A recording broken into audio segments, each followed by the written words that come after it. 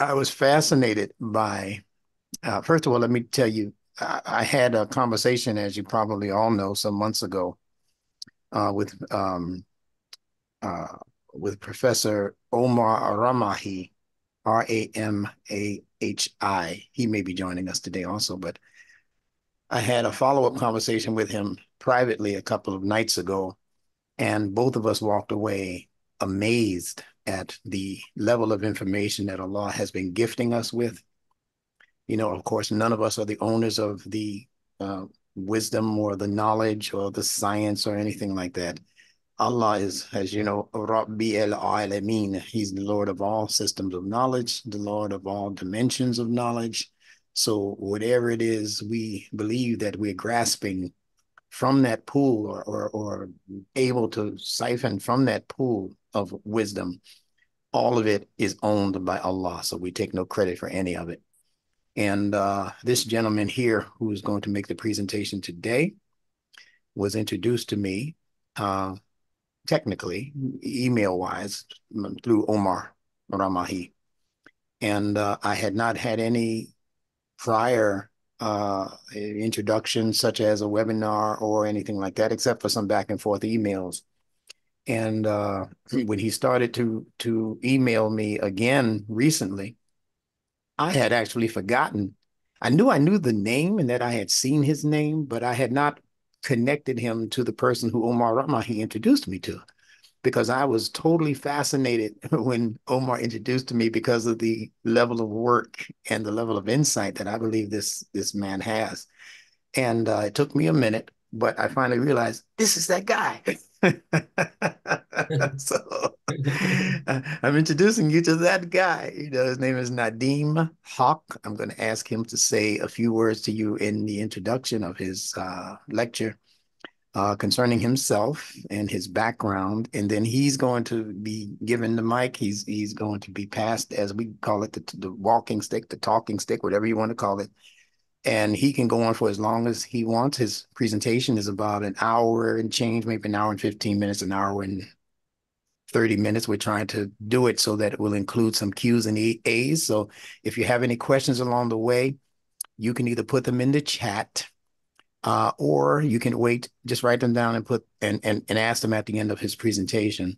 Now, it is a scientific presentation, so there will be words, I'm sure, and concepts that you're not familiar with.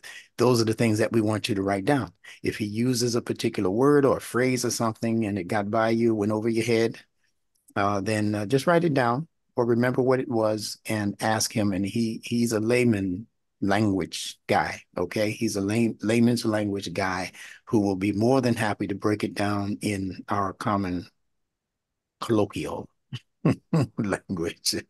The whole purpose of this is for you to understand the information, not just for him to talk, talk, talk. All right, but for you to actually understand, um, and understand the practical usage of the information, not just Yeah. to have a theoretical conversation or, blah, blah, blah, blah, blah, talking heads, but to actually be able to rationally implement the information. So with that said, I saw William Safir come into the queue early. Are you back and with us, William? Yes, I am. Okay. All right. So I wanted you to be introduced directly to Nadeem Hawk. William is our host for our Sunday shows, and he opens up every show. So I need for him to just stay on top of everything that we're doing and the people who we are inviting and that kind of thing. So, William, I will also ask you particularly that if you have any questions along the way, I'm giving you the fullest permission to even interrupt for a point of information, especially. Yes. And I'll let you speak on behalf of the other learners who might be a little shy to speak, or who might not be as acclimated to the science part of the language. So feel free to do that as my co-host. Okay, certain. Okay. Yes. So I'm going to leave it. I'm going to actually, no, I'm going to change it from this three-person view to the speaker's view. And I'm going to ask everyone else to keep their mics muted. again, if you have any questions, the protocol is to just either raise your hand if you know how to do that on your computer, or write it into the note or the comments section of Zoom. All right. And with that said, we are recording. Thank you all for being with us on this 11th day of August 2024.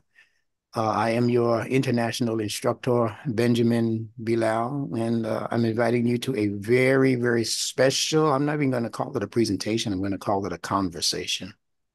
A conversation with a very esteemed scholar among us. His name is Nadeem Haque. He's going to give you whatever information you need to know about him. And then he's going to go into a presentation that you need to pay special attention to all of the way through. I know it's breakfast time for some people. It's the beginning of lunchtime for some other people. So go real quick and get yourself a sandwich. He's on a bottle of water or something so that you don't have to be interrupted while he's in the highlights of his message to us today. Thank you very much. I'm hesitating a little only, Nadeem, because I'm still letting people in.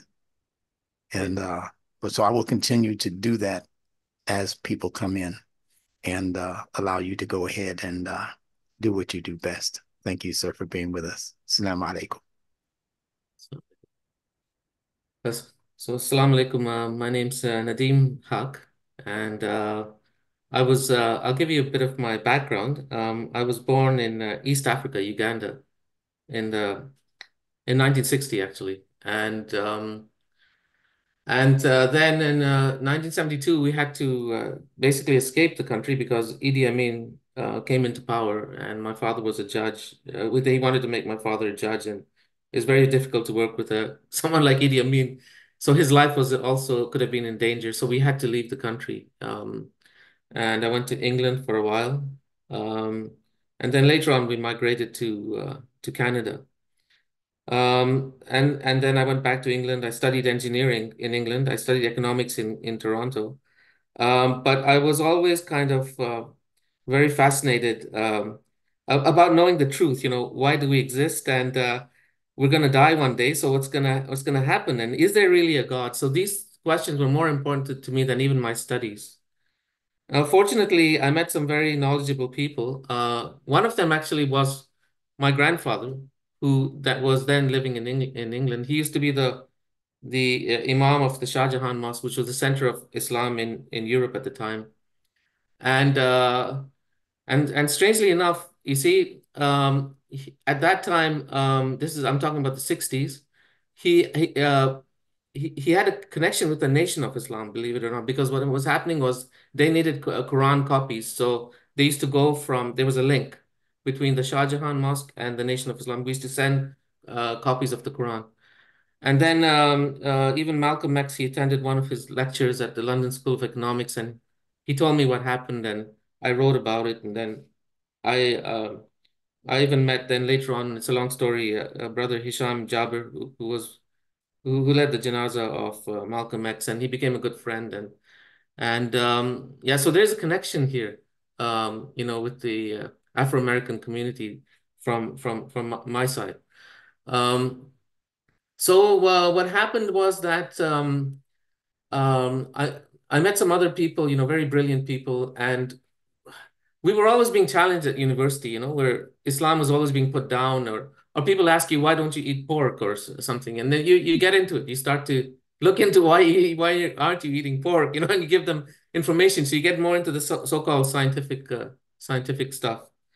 So what happened was that at the University of Toronto, um, because a lot of us were very scientifically inclined, and we had looked into the Quran and science, issue.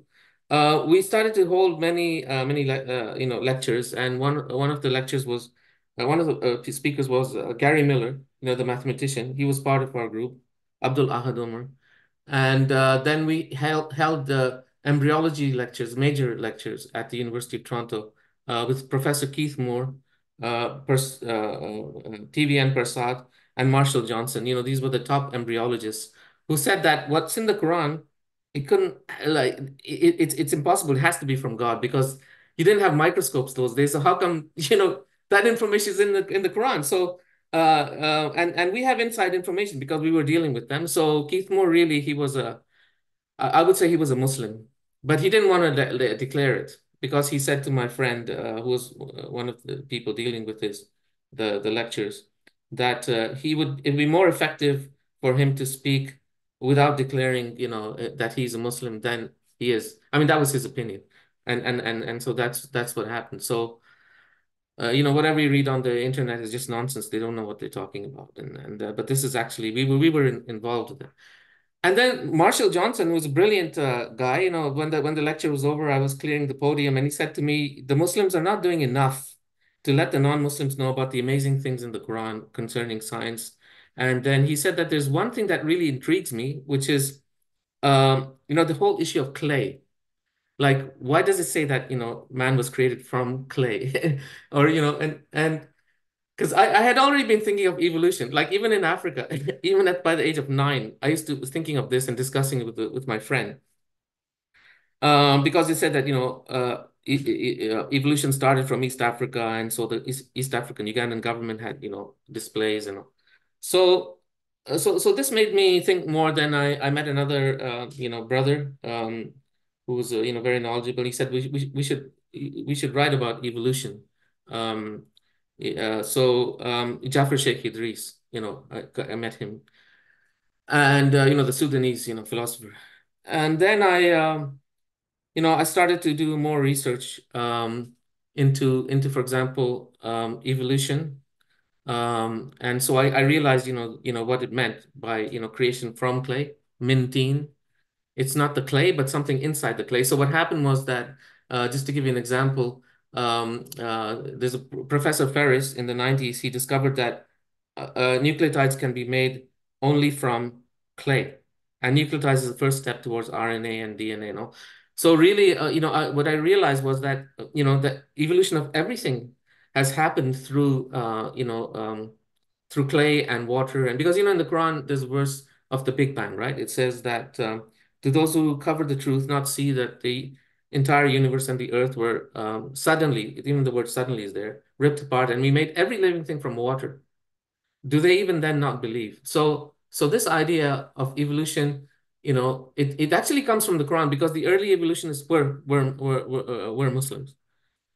Al-Biruni, Ibn Khaldun, Miskawi, and all those people, they were talking about evolution, but it was creative evolution, nothing to do with this nonsensical random mutations and stuff like that.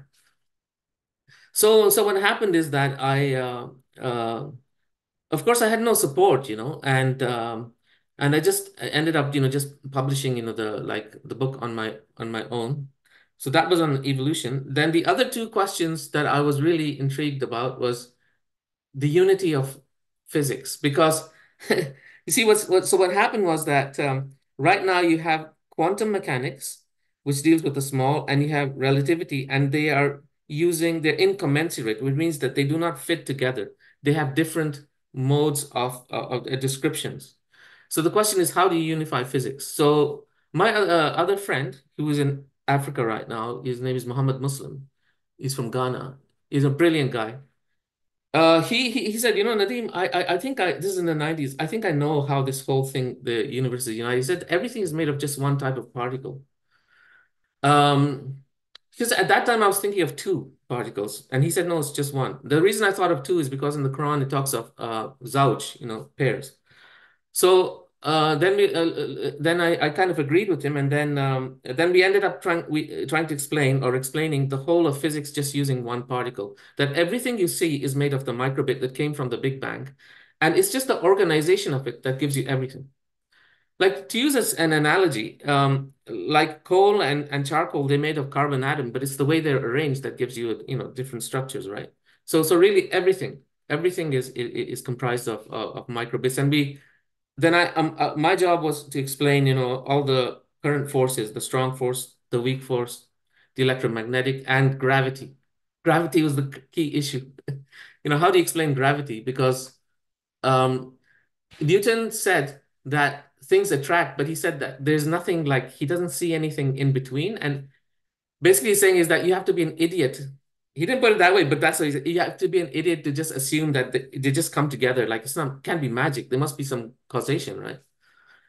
Then Einstein came along and he said, "Oh, I've solved it. Space is curved." But that is nonsensical because space is not an object; it can't be curved.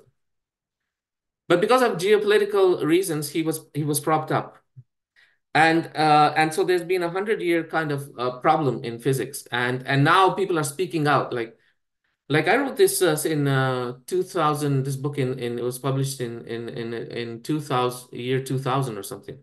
And it's only now that they're coming up and saying, "Oh yeah, yeah, there's a big problem. Maybe we have to revamp the whole of physics."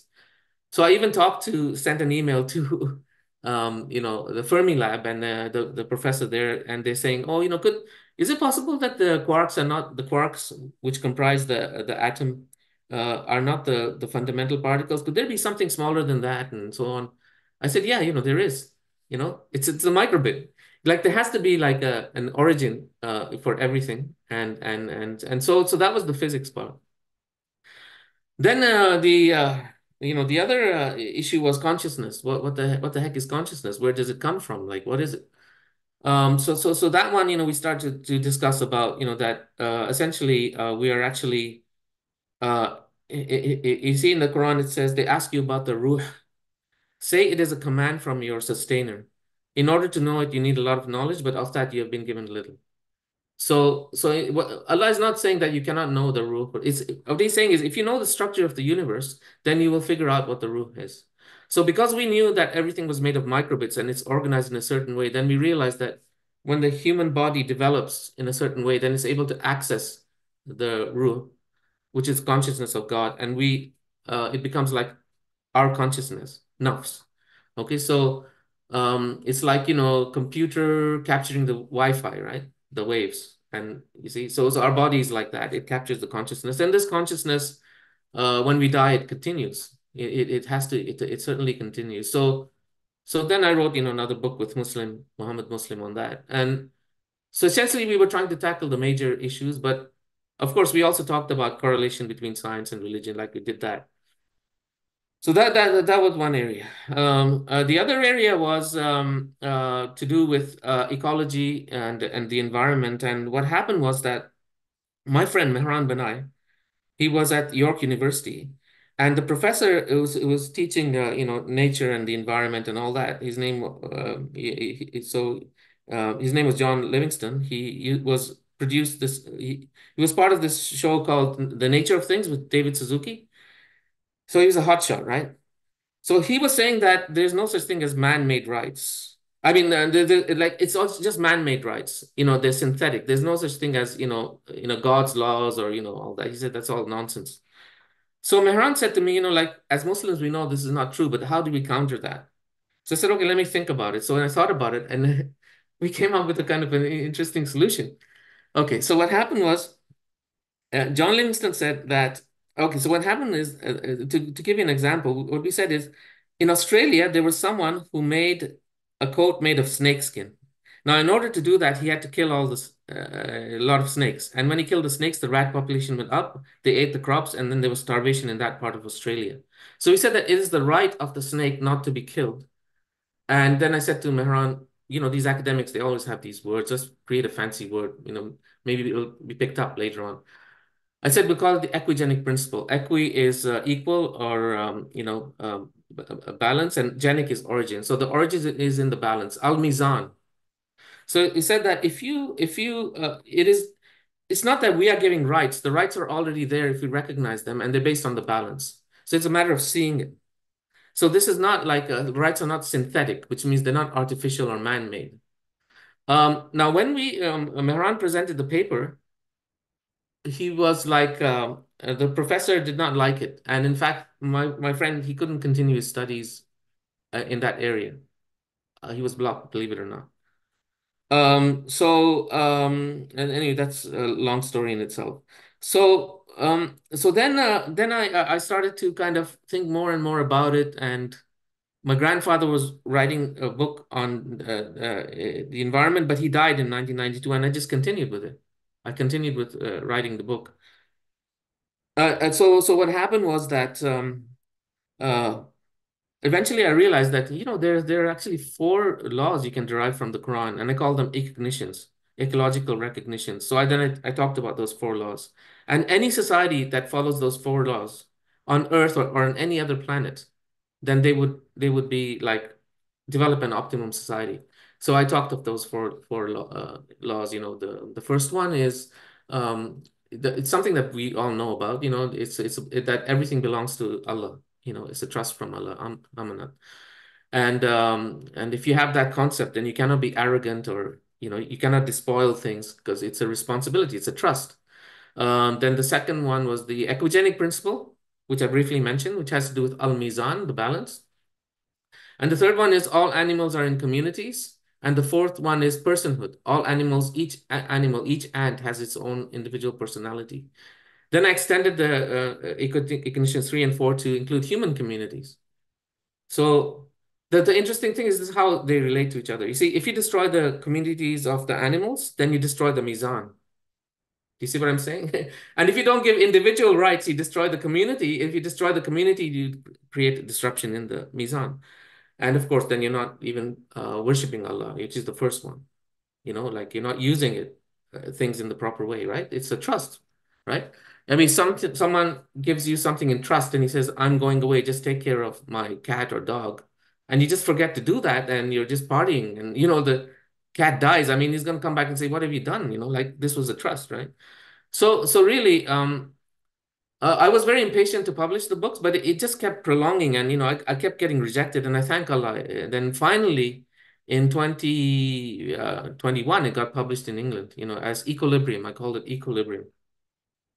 So that was that area. Then I worked on many other areas, like some of them Muslims might find shocking, but it's this is what I came to certain conclusions. You can read those. We can give you a link. For example, I showed that Buddha was a prophet using the Quran. Then I was even in touch with certain Buddhists, like high-ranking Buddhists, the sheikh of the Buddhists, you could say, and they were saying it's true. I have emails from them.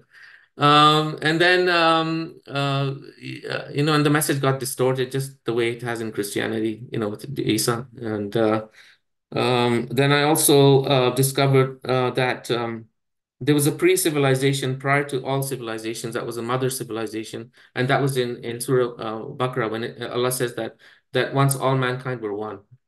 And then I discussed that, and like the whole logic behind that. And then Graham Hancock, he was very interested. So he published my work on that because he had a similar idea. So now, as far as the usage of the word science goes, that word is not used in the Quran, but the word knowledge is used, ilm, right? Because all knowledge is integrated and it's supposed to point to Allah. And it says that only those people who have who humble themselves in front of Allah, khashiyat, they are the people of knowledge. So you could have a farmer who's just like he plants a seed, he knows, like he's appreciative of Allah. That person is actually a scientist to me, rather than someone who wins a Nobel Prize and he says that there is no creator. That person is an ignorant person. For me, that's not science. Science, like the way I look at it, scientia means to know. And this term came later on, right? But the Quran doesn't, like it just talks of knowledge, basically. So even the language is very integrated. Because in a previous interview, someone said, yeah, but this metaphysics, even the word metaphysics is not used. Like you see, the problem is that humanity has divided, knowledge into different things. And then, of course, in the Christian world, they say this knowledge it's not integrated. You have the knowledge from the church, it's not rational, but you have your daily knowledge, and you kind of combine science and, religion and politics and this. In Islam, it's nothing like that, right? I'm not saying you cannot use the word science. Go ahead, use it. But I'm just trying to say that everything is very integrated. So I know I've said a lot. Maybe if there are any questions, we should just have a dialogue, because I don't have a formal presentation. It's just, just letting you know about my works, and that's it.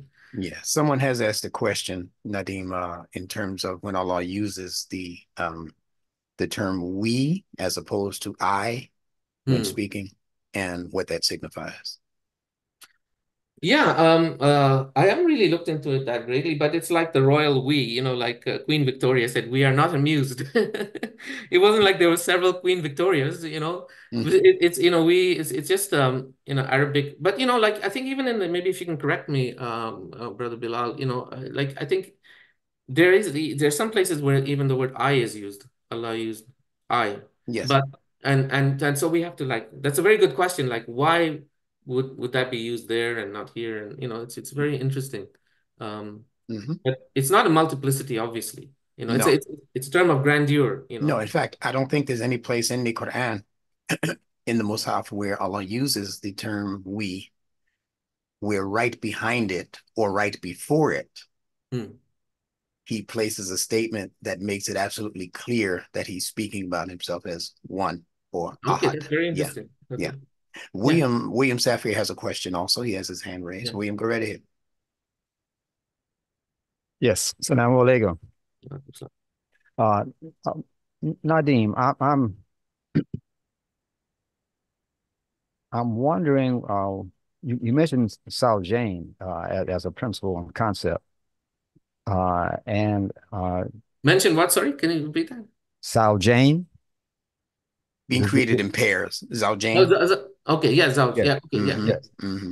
and when I think of physics, especially quantum physics, then my thoughts go directly to the whole concept of Tawheed, Yeah. of unity, of oneness, and uh, and in that regard, how does the idea that the quantum physicists discuss uh, when they're talking about energy and describing everything as energy, and the difference between uh, this whole idea of what a particle is and what energy is? Could you uh, just share a few thoughts on that, please?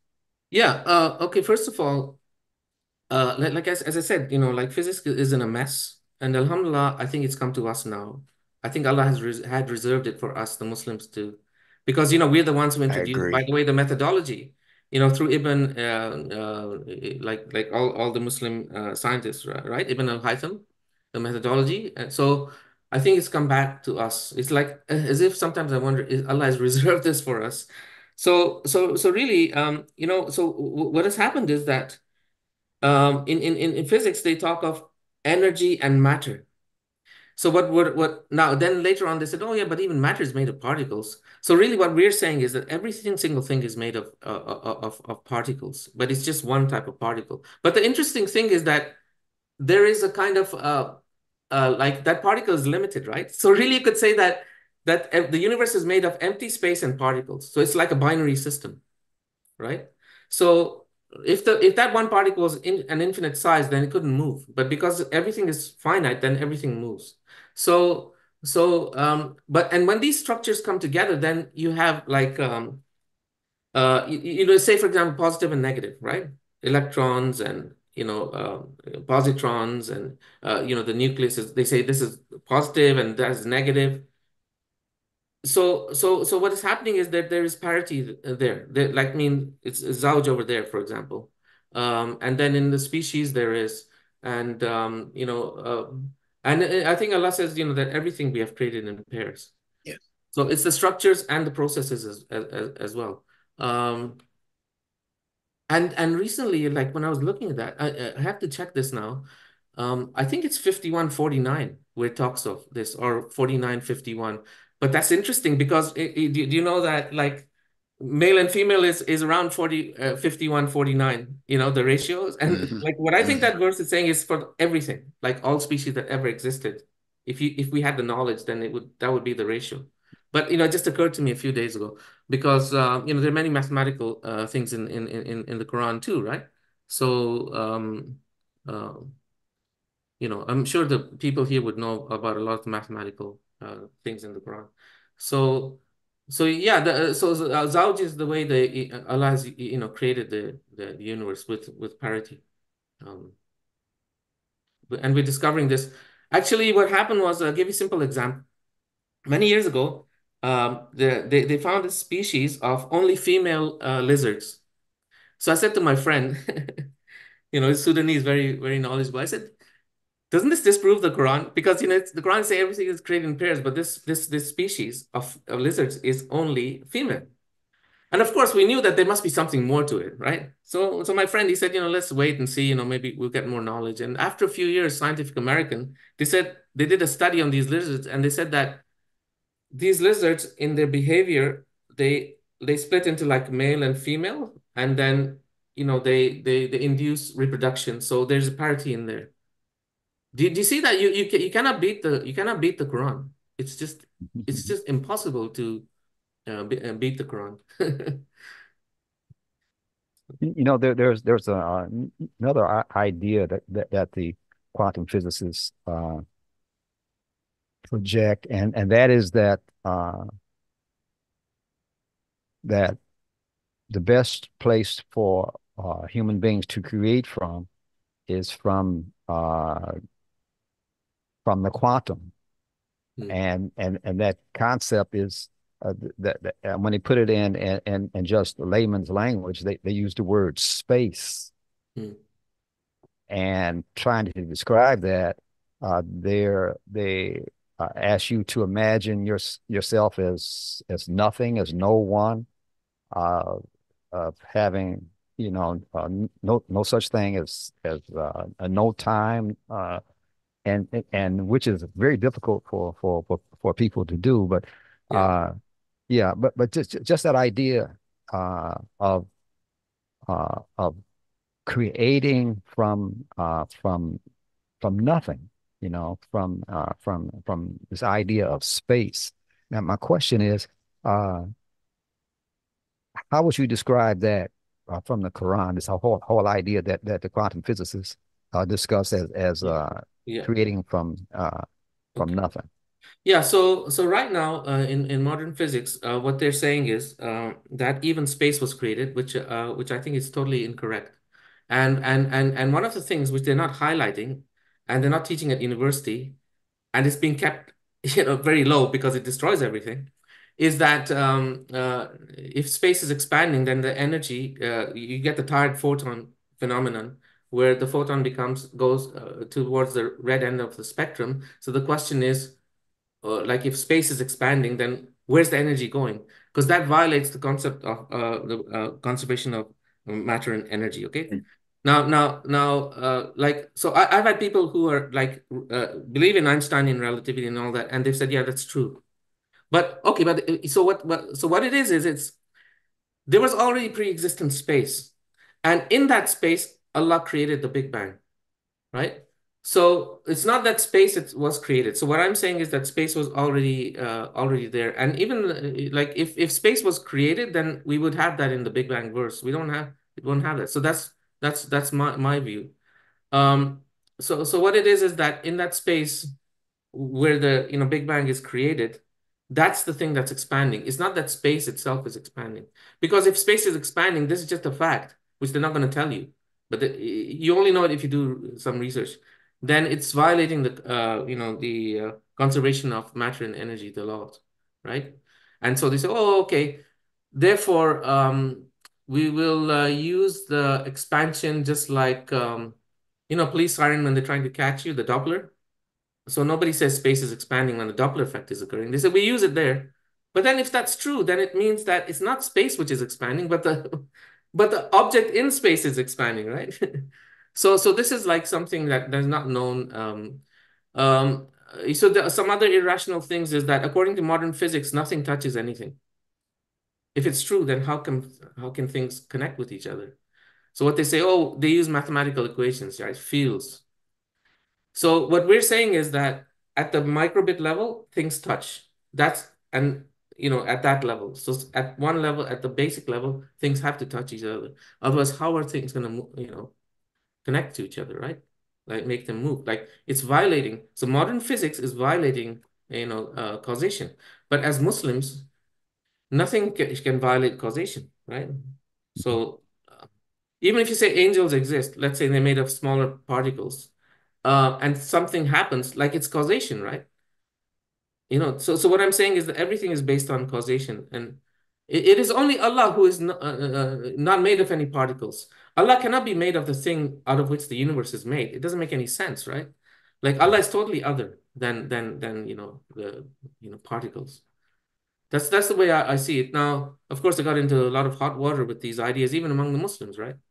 But it was not like a rational argument. It's more emotional, and in terms of me talking about space this way. So I don't know if I answered your question or.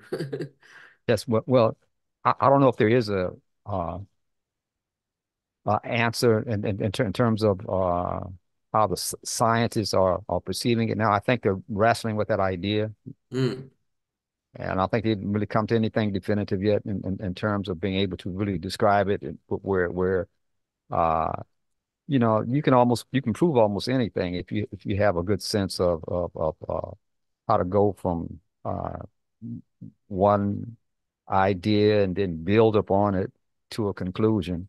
You yeah, know, yeah, yeah, but yeah, but it has to be like logical. So yes, for example, we worked on proofs of God. They're a bit complicated, but they kind of have to do with the idea of there cannot be infinite regress. Like, right. because let's say, for example, if you lived an infinite distance, would you be able to go home? You wouldn't, Mhm. and you wouldn't be here. So therefore, if you're here, it means it comes from a finite distance, right? Yes, So yes, so same with, cause and effect of the universe. This universe has to have a beginning, because if yes, it doesn't, then we wouldn't be here, that's right? right. So you can start to, see that, okay, if it has a beginning, then who caused the beginning? Exactly. Okay. So we worked on those, like proofs as well, So they had to do with the Big Bang. So I won't get into them now, but we have some proofs which are very interesting. Yeah. Um, Let me take this time to just introduce a couple of questions that people have been asking in the queue. mm. One person asked you the question, can you expand, or pardon me, can you expound into the concept of how our bodies are tapping into consciousness? Yeah, so this is an area which I got into a lot of trouble with the Muslims, and I don't know how, like the, so we all know Surah Ikhlas, right? That Allah is one, Ahad. He cannot be split. And all those things, that there's nothing like him. So whatever we believe about Allah, it has to pass that, Surah Al-Ikhlas. So now the issue is consciousness. So what we were saying was that consciousness can only come from consciousness, which is the consciousness of Allah. But then he has to structure the microbits in a certain way so that we can access the consciousness. So once they're organized in a certain way, then they access the consciousness and they become conscious. That consciousness comes from space itself, which is the consciousness of Allah. It comes from that space. So what it is that it's like, as my friend Muhammad Muslim, he said, without like eternity and imagination, you would have nothing, which is true. If without eternity and imagination, you'd have nothing. So this entity, even like sometimes I feel I shouldn't even use the word entity, because how can you use the word entity for God? Because then you're thinking of God as like Right. something in space. But this, let me just use it now. This entity that created us is that space, is that ground of being, and it is like what we are kind of his imagination, right? And that he creates, right? So he says, okay, I'm going to create a big bang, and then things happen, things develop, and like he makes it out of simple things and becomes more and more complicated. And then we access it, because you remember it says that they ask you about the rule, say it is a command from your sustainer. In order to know it, you need a lot of knowledge, enough that knowledge is being given little. So our consciousness is really sustained as it accesses the consciousness, which is a property of space, and we reify it in the sense that we think it there's a thing called the soul in that sense, but there's no such thing as such as the soul in that sense. So what happens is when we die, in the Quran it says that a new body is created, actually, lunshiakum, like something new, and because we need a body to move around, and that body is made of the lighter particles, right? And so then this next universe is also made of lighter particles, and we can't see it right now. So so that's the way we addressed it. Now, of course, the problem occurred when even my group, they said, Nadeem, what you're saying that space is God, therefore you're worshiping space. I said, we're not worshiping space. We're trying to say that consciousness is a property of space and we access it. And I use the term fractionalization and transfocation of consciousness. And so what happened is that a lot of these people, they even cut connections with me, like in everything. They said, no, Nadeem, this is Shaitan is influencing you. And like, I was surprised, like these are supposed to be like Mhm. intellects, like we're supposed to be thinking, right?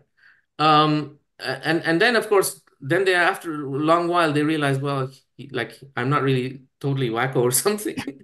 So there's re-established contact, but it wasn't the same as before. So the thing is that I don't believe in all this Sufi nonsense or merging with God or this nonsense. It's got nothing to do with the Quran. Right. You know, there is only one God, and we are contingent and dependent upon God. Like Qul huwallahu ahad, Allahu samad. We are totally dependent on God. If God stopped thinking of us right now, we wouldn't exist. That's why the words. Okay, now, what I'm saying is concerning evil, that's the amazing thing. The word Rab, it means two things. Like it means more than two things, but two main things.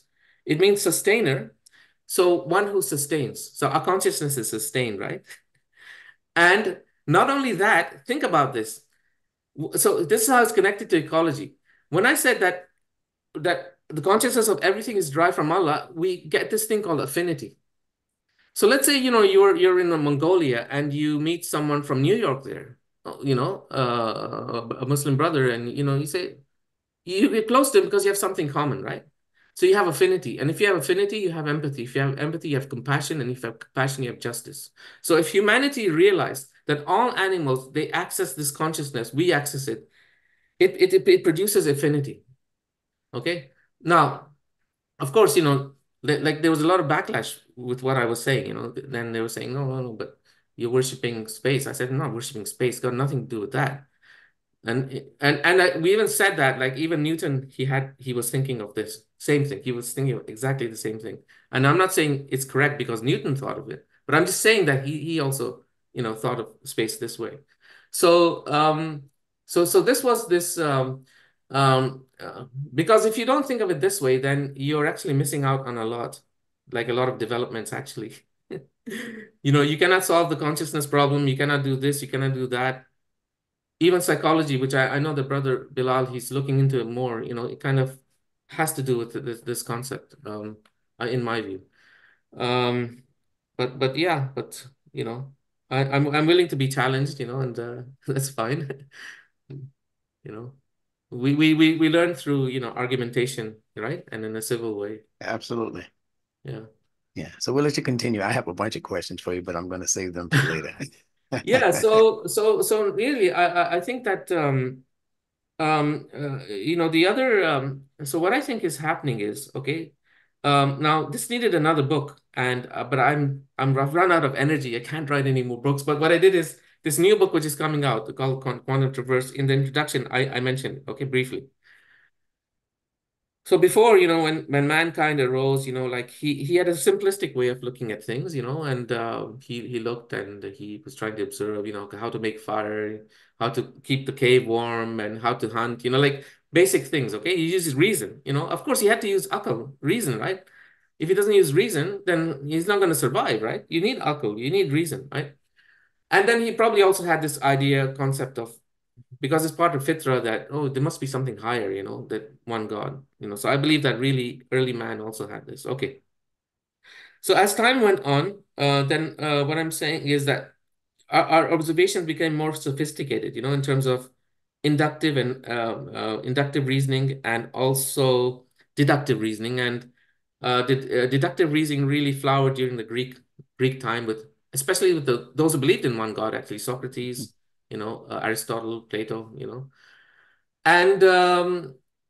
and then what happened was that when Christianity came to the fore, this, and in other parts of the world, they ended up into mysticism, and irrationality. And the world was in big trouble. So Allah sent the Quran at that time when it was at its low point. And the Quran said, look at nature, think, use your reason, use akal, burhan, Yes. this, that, like everything. Okay, do this. Use your mind. And and it started to happen, and but of course, the Quran is problematic because in society you have elites always controlling, the masses. Okay, so now this is a problem, right? Because the Quran is saying everybody is kind of equal in that sense, and everybody, nobody's superior to anybody else. How are we going to control them, the masses? So what started happening is they started to deviate from the Quran, and even then they got into a lot of hadith and made up a lot of hadith, right? So, and then this later on, some then said you cannot understand even the Quran without understanding the Hadith, which is ridiculous, right? So what happened is that this whole trend towards like the science and this and the golden age, like it started to decline, and they also went into mysticism and Sufism and this and that, right? And then what happened was that after the Crusades, the non-Muslims the Muslim became very weak and they started to kind of infiltrate. And then now, we know what's happening, right? I don't even have to tell you what's happening. Like after colonization, then there's neo-colonialism and what is happening now where most of our governments are controlled by, other forces. So really what we have to do is really get back to the Quran as the only source and then and use our reason. And if we can do that, then we can transform the whole world. And this thing about recognitions that I'm talking about, like I challenge anybody to come up with a better system. Nobody can come up with a better system. And the West, the capitalistic system, is not following any of the recognitions. First of all, they don't believe that the world is like that is a creator and this is a trust. So I can do whatever I want to. If I can be proud of my stuff because I did it. It doesn't come from anyone else. I'm the creator. Then the idea of Mizan, who cares about Mizan when the corporations want to despoil, go to Africa, strip mine the place or do this, do that. They don't care, right? Animals, who cares about animal rights or that they're individuals, or who cares about human rights, right? So so I think that we're in such a terrible situation right now where the world is upside down it's like when the Quran came the first time, like it has to come, it's coming in the second time too, Alhamdulillah, Yes. inshallah.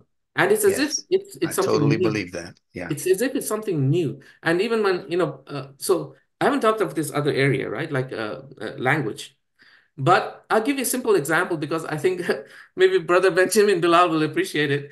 It is that what happened was that, okay, I won't get into background, but basically what happened is that I realized that the word in the Quran that is used for, it says that the earth is dahaha, expanding. Actually saying the word earth is expanding, Mhm. okay? When you look at the root, dahaha. Yes. And when you look at the triliteral root, the word da has to do with like volumetric expansion, Mm. and ha has to do with life, hayawanat, ha. Yes. The words that come with ha, the breathing, ha. So it's saying that as the earth expanded, then it created life. And interestingly enough, in the next few verses, is that Allah created the water from inside the earth. So Yes. what happened was that in the Yes. 1990s, they discovered that 700 kilometers under the earth, there's 4 times more water than the oceans. It's in a rock called ringwoodite. And then there was this other theory that was saying that as the earth expanded, it cracked and the water came from inside. Alhamdulillah. And now the This thing is is that wonderful. can you see that the language of the Quran, it fits the geophysics completely perfectly. Yeah. Yeah. And now unfortunately right now they came with a static model of the earth, like they're following right now at universities a continental drift. But you see, they're so stupid, they don't realize that when the earth is 40% of its present size, right, there are no gaps. It's all one. Mm. Can you believe that? Now for that to happen by chance, it's zero. Yeah. Like if you take two pieces of paper and you tear them up and you put them together, then they will fit perfectly. The probability for them to fit perfectly is zero. Like so the question is that the Earth expanded, and then they said that there's more proof that has actually come out, and I've got it in my book, like even more research about what the core is actually made of. It's not made of what they just iron, the regular iron. Yeah. So what I'm saying is that this nunetics and this, looking at the language and all that, it's very powerful, like it's a way to understand, things, and language governs. unfortunately, language governs everything, right? Like look at the media, how they distort things. Oh yeah. And they make as Malcolm X said, they make the truth falsehood and the falsehood to the victims, victimizers, and Yes. the victimizers victims. Yeah. So language is so important. We have another question here from Yeah, Bayina Hamid. She's asking whether consciousness, the word consciousness, mean light. Does consciousness mean light? that's a very, very interesting question. Like light, it represents the ability to see the knowledge, because even in the Quran it says Allah is the light of the heavens and the earth. Yes, and Noor. Yeah. Yeah, Nur. So even in like the prayer, I could be wrong here, but I think it was saying in the Quran that the prayer of those, in the future in Jannah is to perfect our light. So light is very important. So light has to do with awareness, right? And so in that sense, it's connected to consciousness. Um, you know, there was I don't usually go to hadith, but there's one hadith that one brother he explained very well. He said that the difference between a believer and a non-believer is that the believer, what he is doing is he is going towards the light and the shadow is behind him. So he's going towards the truth. But the non-believer is going towards the dunya and his shadow is always in front of him and he's always trying to catch his shadow and he can never catch it. So our job is to perfect the light. Mm-hmm. Like even after we die, inshallah, we're in Yeah. Jannah. Allah will give us more and more, Mm-hmm. knowledge. Hopefully Yeah. we end up in the right place. I don't know if you've heard me speak on the meaning for the word itself, consciousness, No, I haven't. and also the differentiation between consciousness and awareness. No, I haven't. My Please go ahead. hypothesis is Yeah. that all things have awareness, but not all things have consciousness because of the etymology of the word conscious. Con means with, in this case. Chis is from the same root letters as the word choice and choose. So consciousness is that which occurs with choosing, Yes. but you cannot choose unless you become conscious of what the choices are. It's like going to vote. Who you're going to choose Yeah. from. You haven't studied the history of any of the candidates. You haven't, looked into their policies and procedures or anything. So you can't be conscious of your choice when you're doing that. And I think it's even the United States Constitution that advises us to participate even in the uh, political aspects of society, but to do it as an enlightened citizen, not just one who is listening to the media or doing it the way their mother, father, or grandfather did it, and making those kinds of choices, because then they don't become real choices because you're not choosing, Yes. technically speaking. Awareness is something that I believe every living being possesses.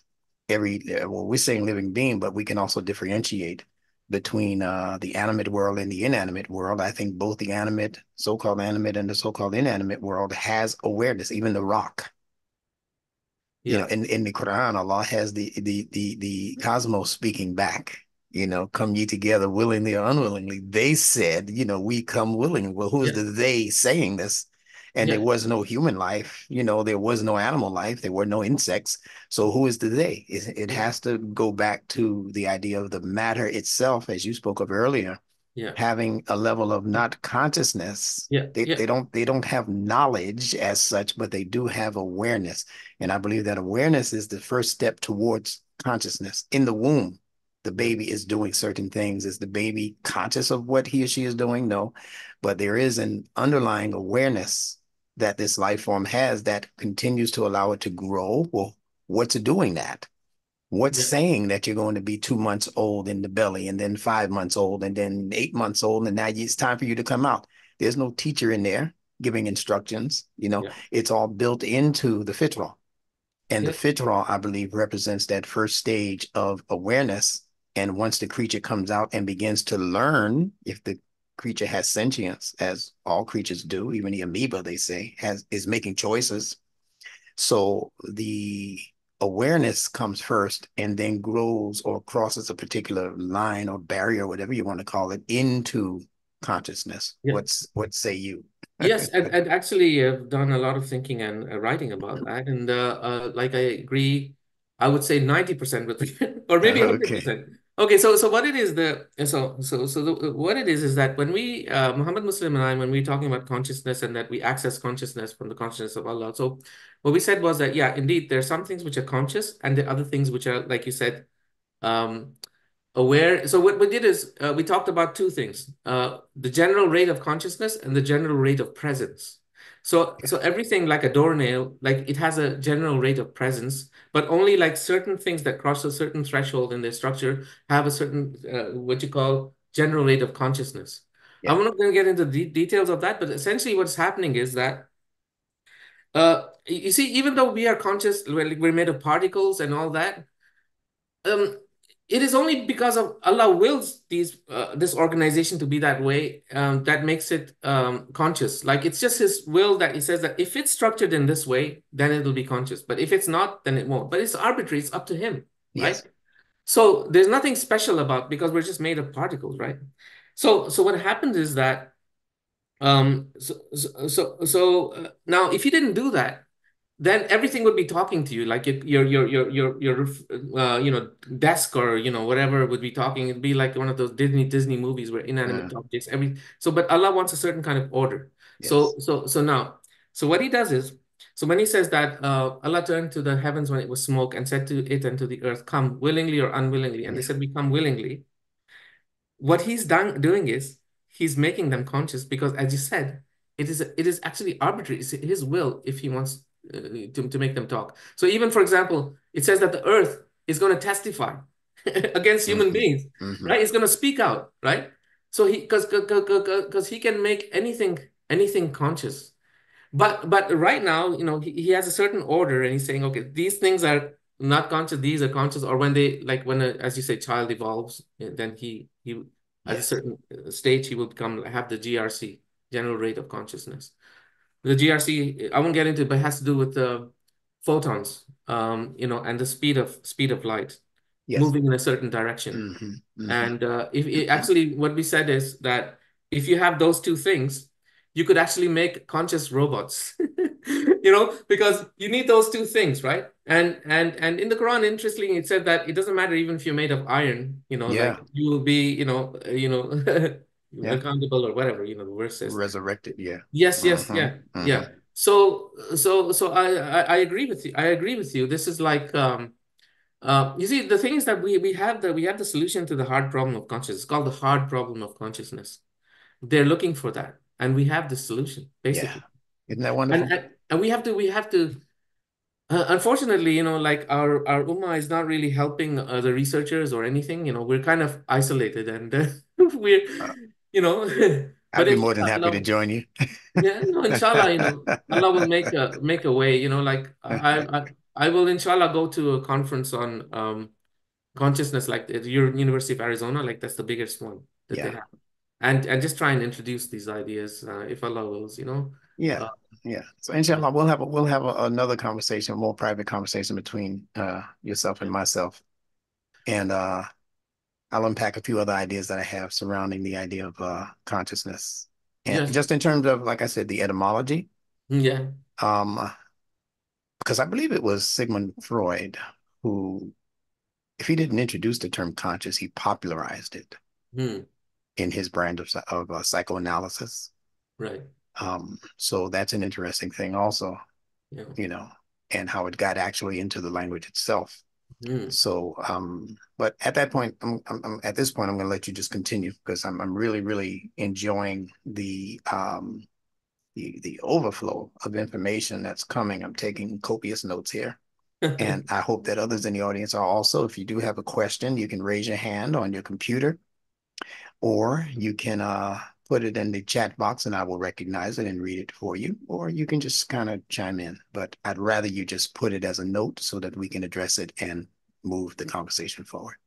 Thank you guys for your patience. I'm glad that this many of you have shown up this early in the day. So, Nadeem, please continue.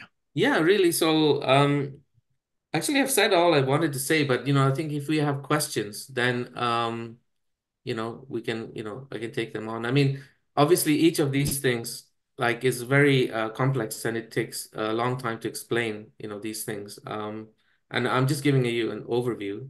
Um, and I may have done it inadequately, but if you have No, questions I or think you've been very adequate. I'm going to read off the questions that are just coming into the queue. okay, okay. Um, Adam says, what are we? Are we consciousness, an observer of consciousness, awareness, with question mark at the end? What are we?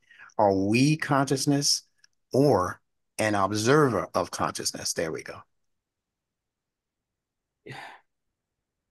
Yeah, so like first of all, Allah obviously is a conscious entity. Like if Allah was not conscious, then we would not be conscious. Like if Allah was not conscious, we wouldn't have anything anyway. Allah is existence itself, actually, when you think about it. Yes. And so within that existence, he's like so what has happened is that he has created other existences that will kind of communicate with him, and in the next life, he's pleased with them and they're pleased with him. It's not that that Allah needs us.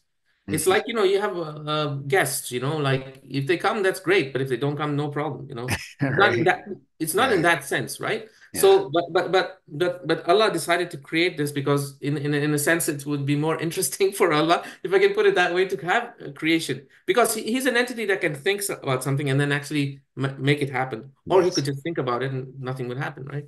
So Right. so this universe is an example of his thinking of it and coming. Okay, so then in that thinking, there are other entities that he creates that can communicate with him. Like they will not never be at the same level as him, but they are at a level of like consciousness like him. So we are conscious like Allah, and we observe consciousness, but we are totally dependent on him.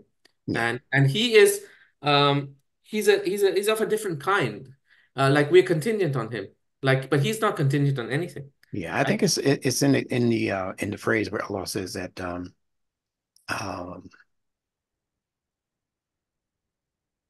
that He comprehends all vision. no vision can capture him. Yeah, yeah, it says Eh, that he comprehends all vision, but no Right. vision He can that's comprehend. right. That's right. Yeah, yeah. So if this is true, and of course it is true, then it means that there's really no language that can capture him. So we're using terms he, she, and that No, kind of thing. We, I, but no, still the human language capacity is severely limited to describe one who is indescribable. exactly, exactly. Hmm. So, yeah, so that's I don't know for that, and but like there's one interesting thing I want to tell you folks is that our relationship to Allah, what it should be. So let's say, for example, someone knocks on your door, and if you don't open it, you don't acknowledge, the person cannot come in, right? That's right. But if you acknowledge the knocking and you open the door, then you welcome the person. And if you really love the person, you embrace the person. So that is the awe, AWE. So that is our supposed to be our relationship to Allah. We're supposed to have the awe. So, like I went to Pakistan recently, I saw those beautiful mountains. I had the awe of Allah. I was thinking of Allah. Like it's amazing, right? So so really, those who worship Allah have the awe of Allah, right? And this concept of awe is more fundamental than even alhamd, because you see, when it says Bismillahir Rahmanir Rahim, and then then it says Alhamdulillah. You say Alhamdulillah because you agree with Bismillahir Rahmanir Rahim. Okay, then you say Alhamdulillah. Okay, but praise can be faked. I mean, I could just be faking praise, right? But awe is something you feel inside you, right? So even if you're like jealous of somebody, who's a better artist than you, um, you feel that this person has done something greater than you. Like it's the awe is inside you. And this is what your relationship is supposed to be. You're supposed to develop the awe. And later on, so what Muhammad Muslim and I, we kind of when we've realized this, later on we found out that this is the reason why the universe has been created. Okay. So the reason it's been created is that Allah wants to infinitize his awe, because Allah can do everything, but if he doesn't create, then he's not infinitizing his awe. Now, if we worship Allah and we have the awe, then the awe of Allah increases. You see, like let's say if you develop an amazing robot, okay? Now you have awe for yourself because you did that, right? Now, if the robot says thank you to you and he talks to you, like what I'm saying is that, your increase in awe also increases the awe of Allah, but in a different level, okay, different type. And really, so this is the reason why the universe was created. It's not because he is dependent or something like that, but this is just the way that Allah can infinitize the awe. He infinitizes his awe used by creation. Quick So question. Quick, quick, yeah, quick question of just point yeah. of information. What word would you say in the Quran is the equivalent of awe? I think that I found out that I think there are two words. One is khawf and khashia.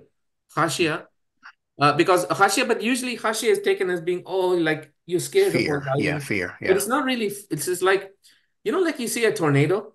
Mm-hmm. You fear it, but you don't you have awe of it? Like, what is that? That's amazing. Like, what Certainly. I'm saying?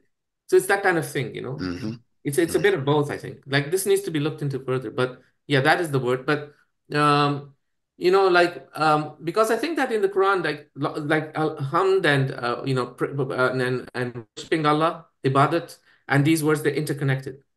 Because I think it says that those angels, they who Yeah. worship Allah, they have the connected to this idea of khashiyah, Yeah. like or something like that. I can't remember. I Yeah. did some research Yeah. on. No, I get it. Yeah. Some of these words are combinations of several concepts that all gives us in several words. So we Yeah, can't say it only means this, it's actually a combination of this and that, and maybe yeah, even a third thing, when you yeah, bring it all together. yeah. And if you have the awe, now imagine if you have a beautiful painting, but then are you going to despoil it? Like, let's say Rembrandt did it and you had a Yeah. copy of it. You can put garbage on it. Like, you Hmm. have awe for the painting, right? So, like, awe is the basis of our interaction with the universe. If Yeah. I don't have awe, I don't care. The only difference I'm seeing between what you're saying and what I'm thinking is Yeah, that the creation has hamd for Allah, whether we do or not. that's true. So if all humans were to die off tonight, the hamd would still be due to Allah.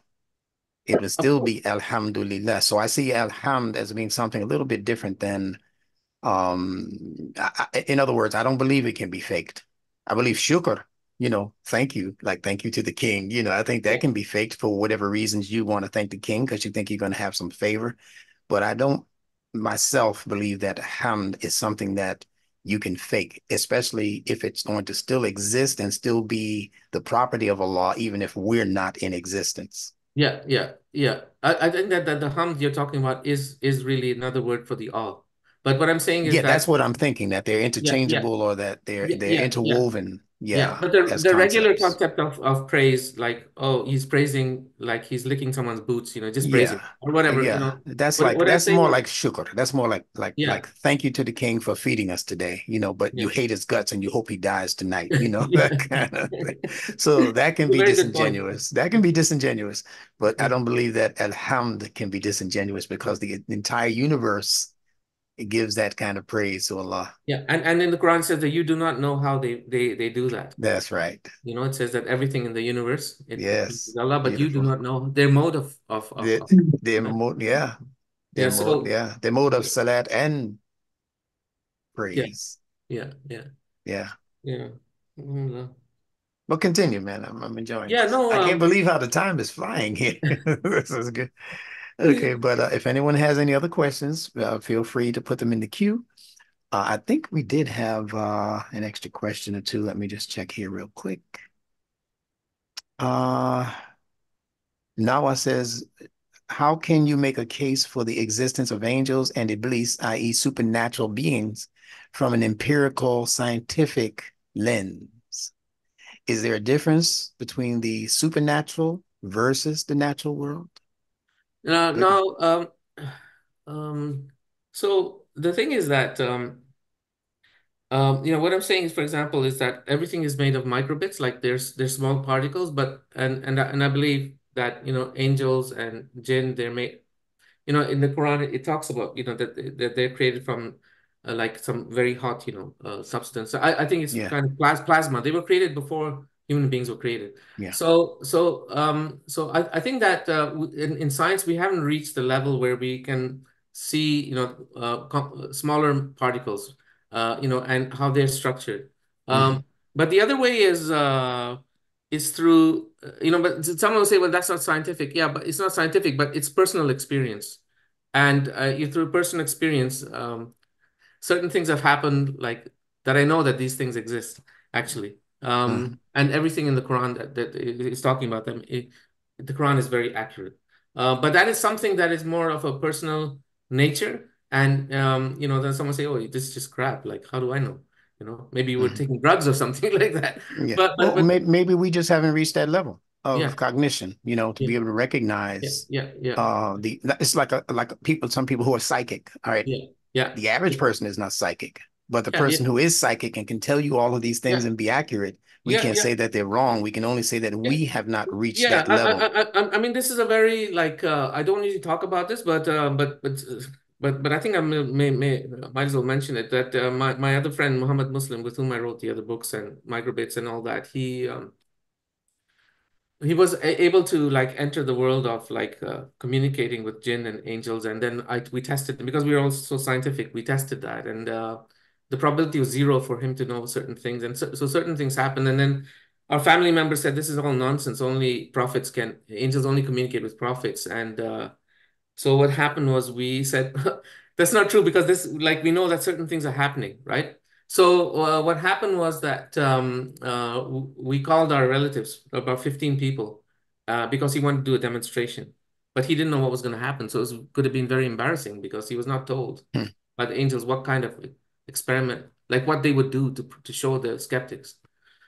So everybody was in the living room, and then he told one of the people, my nephew, to sit down on a chair, and then he told him to get up. He couldn't get up from the chair. It was not possible for him to get up. And then he said that, yeah, this angel picked you, and he wanted to demonstrate. So he was applying pressure. Um, so someone will say, "Oh, but how do we know? It could be something else, psychological, this or that." But I'm just telling you that what we discovered, that everything that the Quran is talking about there is it's accurate, 100%. But we shouldn't see angels like with like birds with wings and stuff like that. Like that is kind of very medieval kind of thing. These entities are totally different entities. When Muhammad Muslim could see them, he described to me them as like a city of lights. Like you go high in the air and Yeah, in the lights. airplane. Yeah. Hmm. And they're entities. They're entities just like us. They're made of same part. What I'm saying is they're also made of microbits. It's just that they're made of different type of Right, right. Different smaller different density or density. whatever. Exactly. They're Yeah. just made of Hmm. different density. Yeah, That's all. yeah. It's interesting that and I use this. I will use this as my example of what exactly what you're saying, and that is that we live within different dimensions. Yeah. So people just like to say, well, no, it doesn't exist because I haven't seen it or because it's not recorded in human history that people have physically seen or interchanged with angels or whatever. Yeah.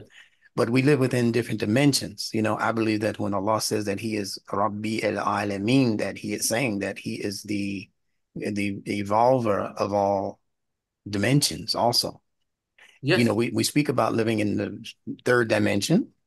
We talk about the fourth dimension, the fifth dimension. Most people don't know what that is or what those are. But nevertheless, we do know that when we go to sleep at night, we enter into a different dimension, and that dimension has no respect for time. No. You could be your teenage self, your wife could be even a different wife, at a different time. Your children, most of the time I dream about my children, they're very young. All of them are adults now. So the dream world is a state of consciousness, if you will, or a particular level of frequency that you're vibrating on in the subconscious mind. So the subconscious mind is actually separate and distinct from what we know to be empirical, stuff, Okay. reality. Oh, if I can't see it, taste it, touch it, feel it, smell it, it ain't real. That's No. not No. true. It's No. not even true for your dreams. I smell things in my dreams. Yeah. So Yeah. do you, right? Yeah. Yeah. So we don't know enough about the world yet No. to conclude that that's poppycock, No. as No. they No. would And say in and Europe. what's happening is that that there, like, if you go online, you see a lot of near-death experience cases, right? Thousands. And Yeah. now they're forming a certain pattern. And believe it or not, like a lot of that, what they're saying there, it kind of intersects with the Quran. Of course, the Quran is after death experience. ADE, this is like near death, okay? But there's a lot of so for example, what you're saying is kind of very interesting because the Quran talks of barzakh, okay? Now, Hmm. now barzakh is actually now you know in the Quran it talks of two seas coming together, but they don't mix because Yes, between them is a yes. barzakh. Salt and sweet. Yes. This is because of densities. See, so everything has to do with densities. So There what you the go. Quran is saying, you cannot come back because this is a different density, right? You're in a different density. How are you going to come back? It's Right. going to only last until the whole universe is destroyed. There's another Right. verse like that. So really, you could say that these different densities is as if you're being in a different dimension. Now in the Quran, it says that the Iblis and his whatever followers they see them from where you don't see them, Yeah. right? There's a verse like Yeah. that. Yeah. That's right. Yeah. So it's just I'm just reinforcing what you said is absolutely Yeah. So I'm gonna add a very bold statement here, and that is that what we're seeing as the akhirah, the afterlife, is not necessarily technically after we die. It is simultaneous, but operating on a different frequency at a It is. different density. So the It, akhirah, the it, ula, al-ula, and akhirah are always here right now. they But are. but we can't, as he says about those who die, right? Do not speak of them as being made. Do Yeah. not speak of them as being dead. They are living, but you can't perceive it. Yes. So all of this is happening But you simultaneously. see, 99% of the Muslims don't realize it or they don't understand. There's a very because the problem that has occurred is their hadith and the hadith they contradict the Quran, many of them. Some There you hadith go. I was and some trying, hadith I was contradict other trying not to hadith. pick on them. No, no, but I'm being very honest and very like I'm being very I Facts, know yeah. I speak about it every week. Yeah. yeah, and I know that people go against me because when I say that, but it's just reality, right? So really, that's the way. What was I gonna say? Yeah, it has to do with different densities. Basically, they're like different dimensions. Yeah. Oh yeah, and what I was gonna say was so indeed, a parallel universe exists right now, and when you die, you go there immediately. By the way, there are verses in the Quran like that. Okay, okay. Now then the question arises. Okay, if that's true, then what's the Day of Judgment or Yom Kiamat, and like how Yeah. come you have that? Yeah. Okay, like maybe you brothers can later on go and see. I think it's chapter 11, verse 108 and 109 or something, Hmm. which nobody has been able to explain properly, except I think Hmm. that we did that because we realized what's happening. So I think what is happening, and the brothers can research and correct me if I'm wrong, is that when you die, you go definitely into, paradise and hell immediately, but in this new universe, okay? But Hmm. what happens is that one day nothing will remain except the face of Allah. Like everything will be destroyed. The Quran talks about that. Yes, it does. And then he recreates the heavens and the earth, right? So what is happening is that you are actually then, if you're already had been in heaven, you just continue. But if you're in hell, then he could put you in paradise or make you continue. By the Yes. way, Yes. those verses Yes. are there in the Quran, Yes, they are. you know? Clearly. Yeah. And the other thing that I know I got into, I'll get into hot water, anyway, but is from the Muslim is that heaven hellfire is not everlasting. That's This is a correct. misunderstanding of certain words like Khalidun. They don't Yes. and Abadan is not Yes. understood properly, right?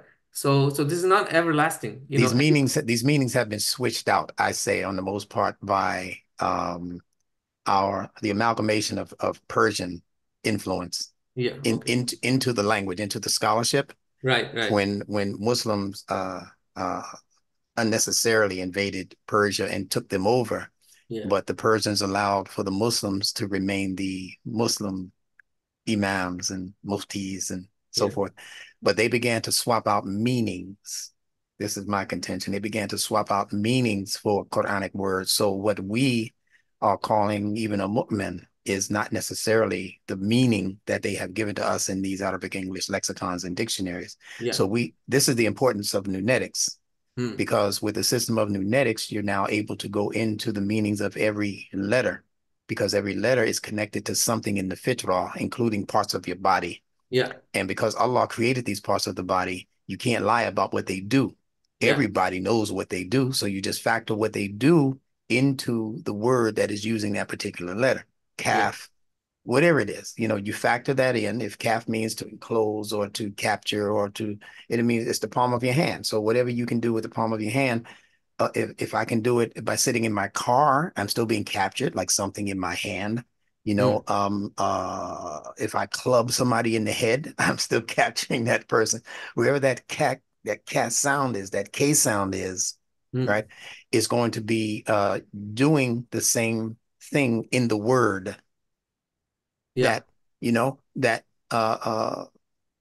that part of the body does.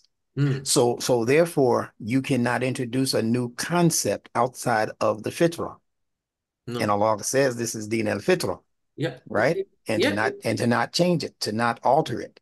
Yeah, and the other thing is that you see, so what happened was that I spoke to Brother Omar Amahi, and I told him that there's a researcher, his name is Jassim, who Yeah, said I'm very familiar with him. Yeah, yeah, all languages they emanate from Arabic.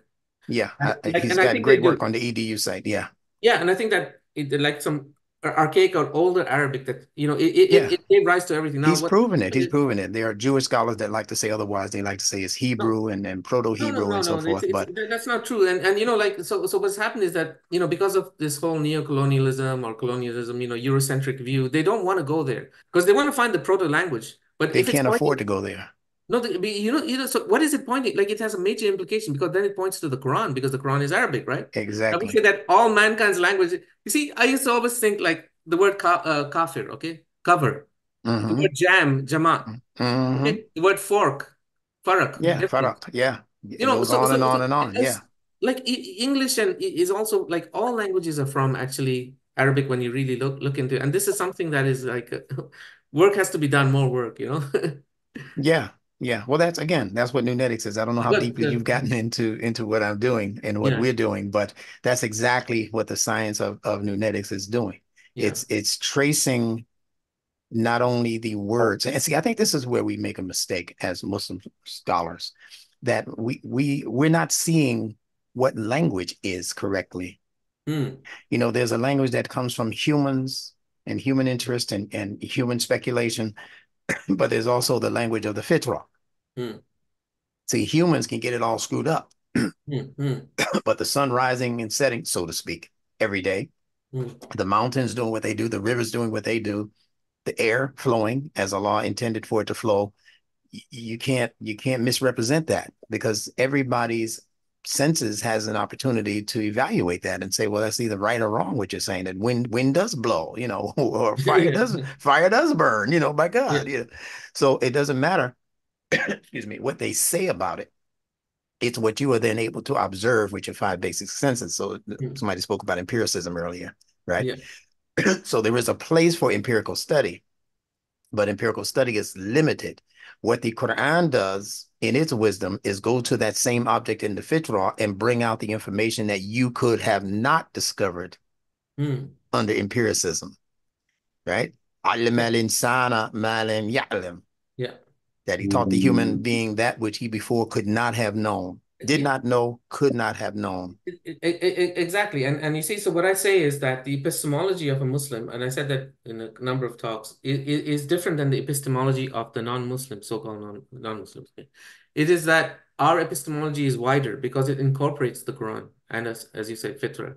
You see, so for example, the other area I worked on was extraterrestrial life. So now they're trying to figure it out and they've come up with extrasolar planets and oh, okay, maybe there's life. But we know from the Quran that Yes, it exists. Therefore, that we are certain because I treat what is in the Quran the same way as I treat what I find in the universe because our domain is wider. Do you see what I'm saying? it's the Like, same knowledge. yeah, It's the exactly. same. Allah tells you very clearly in the Quran that there are life forms out there. He says, whoever is in the skies Yes, and yeah, whoever is in it, not only whatever. In one place yeah, he says whatever, yeah, right? In another place he uses man, yeah, right? So exactly. he's telling you there are living beings out there. Yeah, and they cast shadows, right? So which they're solid bodied. Like when he's talking about like everything in the universe, it worships Allah, even their shadows. So Yes. they're solid bodied as well, right? Yeah. So what I'm saying is Nice. that Nice. our epistle now, unfortunately, our maybe I'll make a last statement, just a critical statement. Our a lot of our so-called ulama, a lot of our so-called professors have been sold out to the west. Oh, yeah, unfortunately, true. And not only that, like they have also tried to block myself, other people from literally, like these are whole long stories about what happened. Yeah, I'm actually talking about these things and these ideas coming out. But nobody, if Allah wants something to come out, it's going to come out, right. and it's according to His timing. Kun fayakun. Yeah. So that's, Yeah, I think, yeah. basically all I had to say, All right. Well, again, just to put a tail end on the comment that I was making concerning language, Mm, language can become languid according to who's attempting to manipulate it. yeah. And Arabic standard colloquial Arabic is one thought, but the language of the fitra is what I call the true Arabiya Mubin, Mm, the clear Arabic. very important, very important. And I'm basing it on the three consonants that are being used, the Ain, Ra, Ba, which I call bait. I don't just say ba, I say bait. I believe it was elongated and they truncated it. Mm, So if you understand Ain to represent the eye, which is what it means, as you know, mm, but you can extend it into the meaning of insight into something. mm, If you understand the Ra to represent things that move quickly, things that evolve, mm, it deals with an evolutionary principle. mm, And if you understand bait, they say it means house, but it means anything that contains, that fills up, that becomes depleted, and then follow that process over and over again. mm, Like you like your belly. mm, Even in English, they give it a B, right? Your belly. In Arabic, we say butun, right? mm, But it's using bait. Uh, like the street word, for testicles. That begins with a B also. But that's what sperm does. mm, It fills up, it depletes itself, and then it takes on just like a house. That's why bait is house, because in a house, families are born, babies are born to that, people get married in there and they fill up the house, and then eventually people start to die or get married or move or whatever the case is. And people do that for that house over and over again until the house is done away with. So in that regard, the word Arabia is actually a sentence mm. dealing with insight, eyes, into the movement and evolution, Ra, of Bait, created matter itself. Wow. We speak about the planets as being houses, right? When Yeah. the moon is in the seventh house. So Nunetics is going to take us far and beyond where current scholarship is in terms of the linguistics. I can't wait to get with the brother who's producing those EDU papers, Mm, because I agree with 99% of what he's published. I have it all printed out, actually. He's one of my favorite scholars, my go-to scholars, mm, um, along with yourself now, and I will be going more and more into your work. I would try to do a very thorough reading. I'm going to ask you to leave us with whatever information we need to stay in contact with you. I would love to have you back. I'm sure my learners in the group will agree that you are a very precious mind amongst us. See, we're not looking, and you mentioned Malcolm earlier. Well, we're from the community that produced Malcolm. yeah. I want to let you know how far we've come from where we were. Mm, Elijah Muhammad's teachings produced Malcolm X and Muhammad Ali, and those teachings, the son of Elijah Muhammad, W.D. Muhammad, I don't yeah. know how much you know about him, but Imam Warathudin Muhammad, Yeah. he produced much of what you're listening to right now in terms of scholarship and research and Yeah. and and going way beyond where a person comes from geographically or racially or Yeah. gender wise or whatever. And he's going into the real core meat and potatoes of language when he first told us man means mind and Mm, words make people. That was in 1975 when he yeah. said that. He was way So, ahead of his time, really, I guess. oh, well, he was on time. The rest of the world was behind time. So give us information on how we can stay in touch with you, Yeah, please. so oh, by the way, because my grandfather had met Muhammad Ali, and I have a picture of Muhammad Ali with my grandmother actually. Yeah, we used to do security for him, my brother and myself. Yeah, yeah, he's Yeah, a yeah, great yeah, guy, great yeah. guy. No, I think that I'll give you my links, Yeah. and you can just forward them to your group. And Yeah, I'll put them in the drop-down box yeah, in the and YouTube. the two of my books are on Amazon. Hmm. The Equilibrium, and then my grandfather's book, which I was the editor for. They updated it, Animals in Islam, and then the new one is And coming. what is his name? Bashir Ahmed Misri. Okay, just so I can recognize it when I see it in Yeah, there. Yeah, yeah. okay. And yeah, so yeah, I'll send you those links. If you could forward them to everybody, Please. Yeah, yeah. that would be I'll put great. them in my group and we'll discuss it again in the 3 o'clock class. Feel And, free to join us if you choose to. yeah, and I Same know link. another brother. I know another brother, Marwan. He's written a book that showing that the Quran is the only source. And maybe I will introduce you to him. Maybe he could present something. I think Yeah. worth it. Oh man. Yeah, yeah. This is our time to party. Yeah, yeah. So definitely Yeah, send yeah. us on. I believe in networking like this, because Sure. too many Muslims are just fighting each other, like because Yeah, of and for what? differences. No, none of them really have anything on their own. We don't need that right now. We need to come together. No, no, we need coalitions. We need Yeah, thinkers. We need just a new renaissance of just yeah, fresh, vibrant thinking, new thoughts. Forget about labeling them. yeah, I don't want a label. yeah. You know, Exactly, I do exactly, not want a label. exactly. I don't want to be called a progressive or liberal Yeah, thinker. yeah, I don't want to. They can keep all of that. yeah. See, I just want to be known for delving into the fitrah as Allah introduced it in nature. Hmm. That's my first source because what I find in the Quran, I also find in the universe. I think Yes, you mentioned something to that nature earlier. yes, So that's where we are with that. yeah. Alhamdulillah. So Thank thank you. you. Thank you very much for having me, and thanks for everyone for being so patient and listening to me. Yeah. Is there an email address that you have in case people wanted to email you separately?